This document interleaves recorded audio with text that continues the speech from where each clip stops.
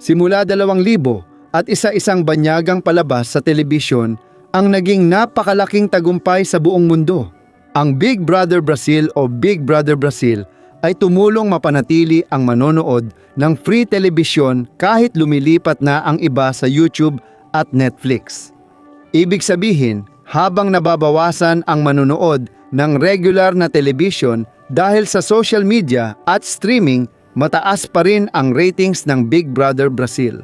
At sa video na ito, ibubunyag ko sa iyo kung ano ang sikreto sa likod ng tagumpay na ito at kung ano ang nasa likod ng lahat ng ito. Magugulat ka talaga. Bago tayo magsimula, paki-subscribe sa aking channel sa pamamagitan ng pag-click ng mag-subscribe button at kampanilya sa ibaba ng video. Mahalagang i-activate mo ito para makatanggap ka ng notifications tuwing maglalagay ako ng bagong video. Okay ba? Sige, tara na. Gusto kong simulan sa pamamagitan ng pagkukwento ng kaunti tungkol sa kasaysayan ng programa, Big Brother. Ang programa, gawa ng Dutch Production Company, ay ipinangalan sa klasikong science fiction na librong 1984. Si Big Brother o Dakilang Kapatid ay karakter at pinakamataas na pinuno na mahigpit na kumokontrol sa lahat. Naging malaking tagumpay ang librong ito noong panahon na yon. Ngunit 35 taon pa ang lumipas bago nagkaroon ng pelikula na batay sa kwento. Tungkol sa lipunan na nabuhay matapos ang digmaang nuklear ang pelikulang ito. Nahati ang mundo sa 3 bansa at London ang kabisera. Pinamumunuan ng isang partidong politikal ang lipunang ito na may ganap na kontrol gamit ang elektronikong pagbabantay, kabilang ang mga kamera maging sa pribadong buhay ng bawat tahanan. At sa kwentong ito, isang empleyado ng partidong politikal ang umibig sa isang babae. Sa lipunang iyon, iligal ang emosyon at bawal magpakita ng pagmamahal. Kaya sinusubukan ng magkasintahan na takasan ang mga mata at taingan ni Big Brother. Siya ang leader na politikal na nagbabantay sa kilos ng lahat para masiguro ang kontroladong kapayapaan. Ang pinakakagiliw-iliw dito ay noong panahon na isinulat ang libro. Ang mga kamera ay napakamahal at limitado lamang sa malalaking kumpanya. Iba na ngayon dahil halos lahat ay may sariling kamera sa kanilang cellphone. May isip ba ng manunulat na ngayon? Kontrolado na tayo, tulad ng AI ng Amazon. Ang Alexa ay nagmomonitor ng 24 na oras bawat araw ng lahat ng usapan sa loob ng bahay.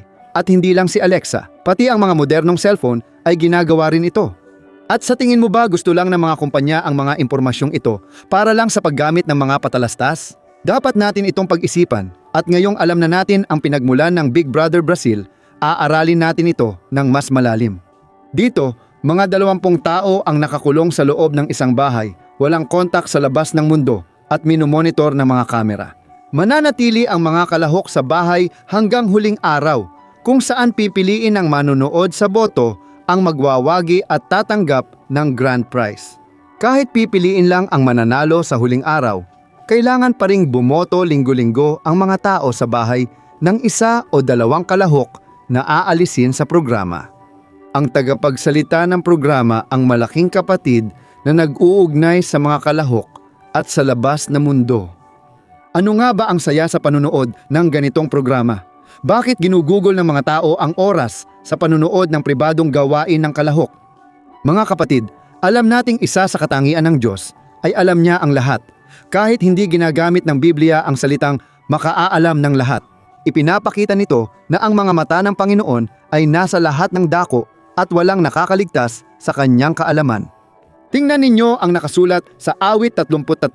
Mula sa langit, tinitingnan ng Panginoon at nakikita ang buong sangkatauhan mula sa kanyang trono. Minamasdan niya ang lahat ng naninirahan sa mundo. Siya na humubog sa puso ng lahat, na nakakaalam ng lahat ng kanilang ginagawa.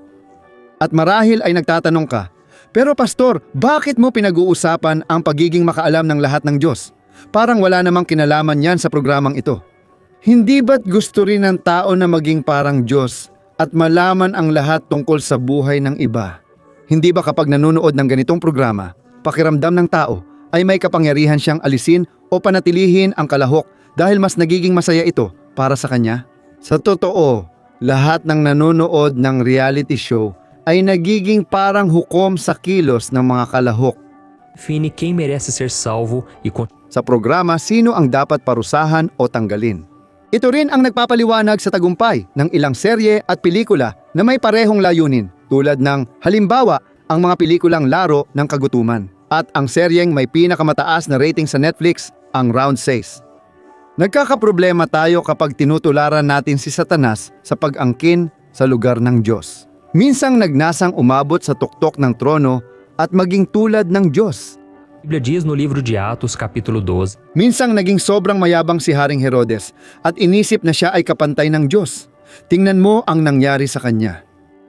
Sa takdang araw, si Herodes ay nagsuot ng damit hari, umupo sa trono at nagtalumpati sa mga tao. Nagsimula silang sumigaw, ito ay tinig ng Diyos at hindi ng tao. Dahil hindi niluwalhati ni Herodes ang Diyos, agad-agad tinamaan siya ng anghel ng Panginoon, namatay at kinain ng mga uod. Hindi ibig sabihin na ang panunood ng Big Brother Brazil ay pareho sa ginawa ni Haring Herodes. Maaaring magdulot ang ganitong reality show ng pagnanais nating husgahan at kontrolin ang buhay ng iba. Sa Hardin ng Eden, nilinlang ni Satanas sina Adan at Eva na pwede silang magsarili at hindi kailangan ang Diyos. At ang ideyang ito ay naging napakaakit-akit kaya sina Adan at Eva ay nahulog sa tukso. At iyan ang dahilan kung bakit binigyan tayo ng babala ng Apostol Pablo. Tingnan mo kung ano ang sinabi niya. Ang kinatatakutan ko at nais kong maiwasan ay na tulad ng paglinlang ng ahas kay Eva sa pamamagitan ng katusuhan. Ang inyong isipan ay malihis mula sa taos-puso at dalisay ninyong debosyon kay Kristo. Mga kapatid, araw-araw tayong tinutukso pero tinalo na ni Jesus ang ahas nang siya'y mamatay sa krus para sa ating kasalanan. Sino mang naniniwala sa kanyang sakripisyo at muling pagkabuhay ay nagiging bago. Kahit patuloy tayong nagkakamali, may kapatawaran at lakas mula sa Diyos para labanan at mapagtagumpayan ang kasalanan. Amen mga kapatid! Ang sikreto ng tagumpay ng Big Brother Brazil ay hayaan ang manunood maranasan na parang Diyos na pwedeng humusga sa iba. Bukod dito, natutuwa ang mga nanonood ng ganitong programa dahil nakikita nila ang ugali at asal na tulad sa kanilang buhay. Hindi niya ginagawa, pero pwedeng maimpluwensyahan siya ng di niya alam. Halimbawa, sa mga party, ang mga tao ay nalalasing, napapahiya ang sarili, nagkakaroon ng relasyon, nagsasalita ng masasamang salita at marami pang iba. Habang patuloy itong pinapanood at kinokonsumo ng tao, nagiging normal na ito sa lipunan paglipas ng panahon. Mga kapatid, malinaw ang salita ng Diyos. Tingnan ang nakasulat sa Isaias Kabanata 5.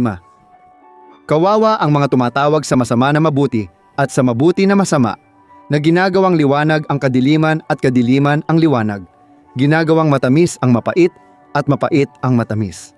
Kawawa ang mga nagmamarunong at nagmamagaling sa opinyon, pati na ang eksperto sa alak at bihasa sa paghahalo ng inumin. Sa mga nagpapalusot sa may sala dahil sa suhol pero ipinagkakait ang hustisya sa inosente. Dapat ba tayong hindi manood ng Big Brother Brazil bilang Kristiyano? Hindi. Ngunit ito ay isang desisyon na kailangan mong gawin. Sinasabi sa Biblia na ang lahat ay pinahihintulutan sa akin, ngunit hindi lahat ay nakakabuti para sa akin. At oo, maraming magagandang libangan sa telebisyon at sa internet na nakakatulong sa buhay ng Kristiyano. Kaya doon ka dapat mag-focus. Pinakamahalaga, mag-focus tayo sa relasyon natin kay Kristo. Mag-ingat tayong huwag sayangin ang mahalagang oras sa telebisyon, serye, laro o mga bagay na bagamat hindi kasalanan, pwedeng magdulot ng negatibong epekto sa buhay. Tingnan mo kung ano ang sinasabi ng Biblia. Huwag ninyong ibigin ang sanlibutan ni ang mga bagay na nasa sanlibutan. Kung ang sino man ay umiibig sa sanlibutan, ang pag-ibig ng Ama ay wala sa kanya. Sapagkat ang lahat ng nasa sanlibutan, ang pita ng laman, ang pita ng mga mata, at ang pagmamataas sa buhay ay hindi mula sa Ama, kundi mula sa sanlibutan.